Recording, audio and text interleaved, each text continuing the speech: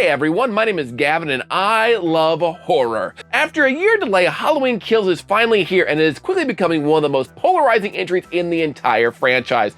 After Halloween 2018 basically got rid of everything that happened after the original, we set Michael Myers down a new path. At the end of Halloween 2018, Michael Myers was left burning alive in Laurie Strode's compound that she had built. But as we all know, this is a trilogy, so there's gonna be more and he didn't actually die. But Halloween Kills, it is definitely different. And what did I think about it? Let's get into it. Just a heads up, there will be spoilers for this, so in case you're like, I haven't seen the movie yet, why I want to watch this review to see if it's good or not. I will be spoiling pretty much everything in this movie, so just giving you a heads up before we get too far into it. Halloween Kills picks up exactly where Halloween 2018 leaves off. Michael Myers is left burning in the compound that Laurie Strode and in the trap that she had set for him.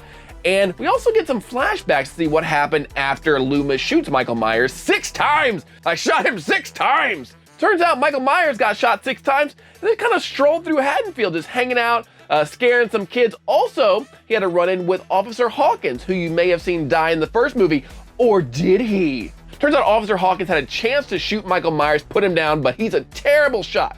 And that is a theme for this entire movie, is that everybody in this movie was trained to shoot by stormtroopers or Cobra from G.I. Joe, because nobody can hit shit in this movie. Michael Myers captures Hawkins' partner. Hawkins can manage to shoot his partner in the throat, but not a slow-moving Michael Myers. As he gets away, Michael Myers walks to the front yard of that Haddonfield house where he killed his sister all those years ago, and he's just arrested. Like, they just beat him with sticks and arrest him. Like, that is just another case of police taking a man with a white face in alive. Of course, the rest of the movie pretty much follows Michael Myers as he breaks out of the burning house, kills a bunch of firefighters, which led to a petition online of people saying, why is he killing firefighters? They're real heroes. It's a slasher movie. Everybody has to die in a movie called Halloween Kills. The other main story plot in this is Tommy Doyle, who is one of the kids that Laurie was babysitting back in 1978. He has grown into an adult who tells terrible open mic stories about the night Michael Myers tried to kill him and everybody else. Like, that is, if you're at a bar talent show on Halloween, like, maybe don't open with the spookiest, darkest story after you just had somebody do a ventriloquist act. Like, Jeff Dunham isn't opening for Spook the podcast, okay? He's not doing it. Everybody in this town has pretty much not gotten over this murder that happened 40 years ago, and they all want Michael Myers. So when news starts coming out like, uh-oh, we got killings again, they all decide to mob together and get the chant over, evil dies tonight. Did you get that?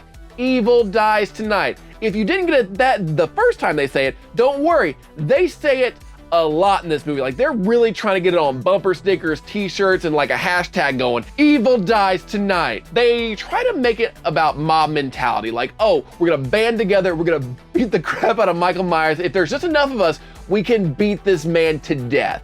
And that's kind of what the movie is like. Tommy Doyle leading everybody through the town trying to find Michael Myers.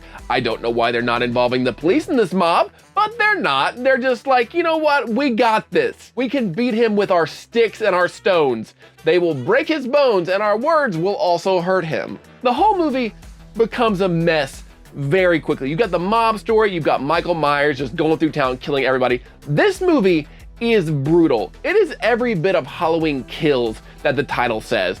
And it didn't really feel like Michael Myers to me. I never felt like this was Michael Myers in his true, authentic self going around killing people in the vicious ways that he was. Because to me, Jason has always been the more brutal slasher with like machetes and axes and hitting people with sleeping bags. And Freddy Krueger was more of like the creeper. But for Michael Myers, he was more like the stalker. Like, he was very slow, methodical. If Jason Voorhees is a hockey player, Michael Myers is Brian Boitano.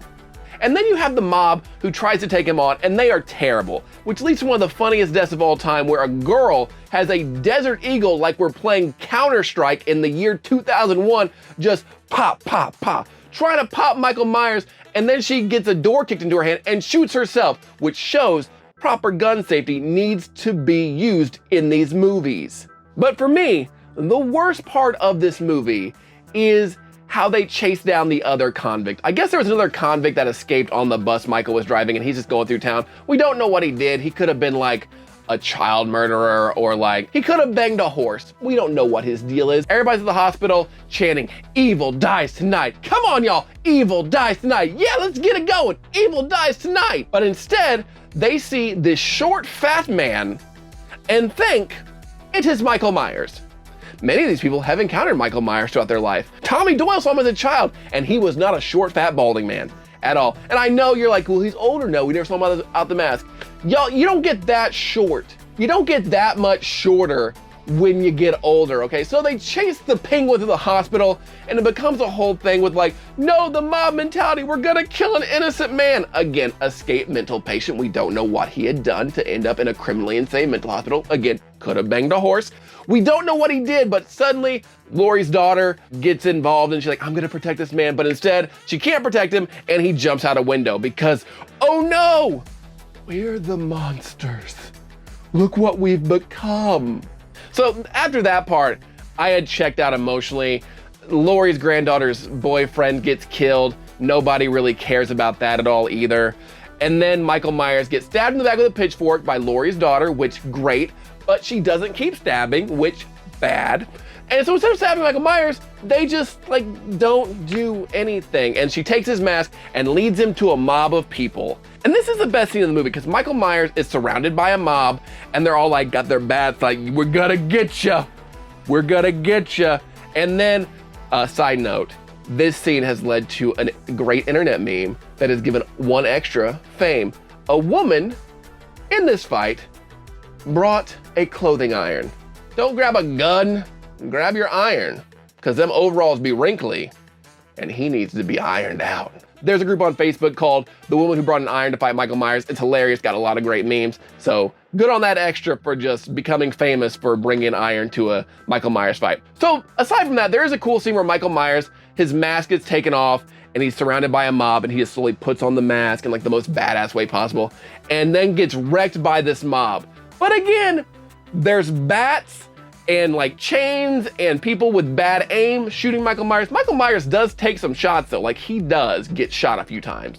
You think he's down, Laurie's daughter comes and like stabs him one more time, like in the back, just stab his head a bunch. That's what, I know there's horror movie logic where everybody does really stupid things. I get there's horror movie logic in all these films.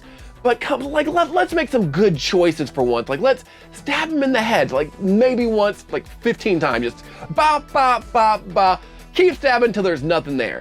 But Michael Myers, he's a spooky boy. And now he's getting up and he's wrecking everybody because Sheriff Brackett, yes, the original Sheriff Brackett makes a cameo in this movie, which, bravo, very nice. He tries to get too close again. He walks up on Michael Myers and was like, no. He gets too close. You have a gun.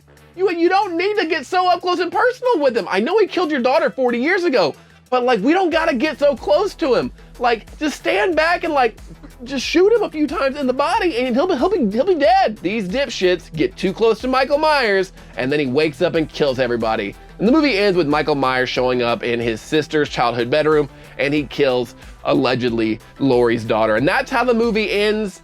Overall, this movie is not good at all. Like, it's probably one of my least favorite entries in the Halloween series. And I'm wearing a shirt of Halloween 5, okay? So, you know my taste can't be that good. So when I'm saying this movie isn't good, it's somehow worse than Halloween 5, that's saying something. It's still better than Rob Zombie's Halloween 2, and it probably falls like 8th in my rankings, but it's fun for the kills. That's a good part of the movie, but overall, just not a good film, man. Not a real letdown from 2018. Really disappointed in what they did with this follow-up.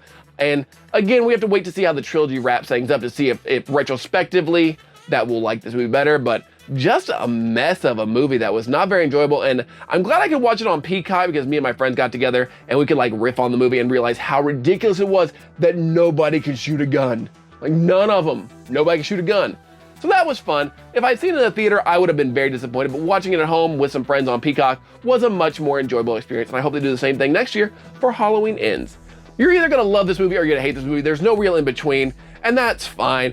I know horror movies oftentimes aren't high art, but they can do better than what they did in Halloween Kills. That's all I'm saying. But what did you think? Did you enjoy the movie? Are you a fan of the Halloween franchise in general? Or are you just kind of burn out and over it? Because we're like, I think 12 movies deep now, and it is It's starting to feel every bit as long as 12 movies. But let me know in the comments below, what is your favorite Halloween movie? Do you like these new series? Are you a fan of Rob Zombie? Again, let me know in the comments below what your favorite Halloween movie is. And as always, if you'd like to, please leave a like and subscribe to this channel. I would greatly appreciate it. But as always, thank you for watching, and until next time, stay weird.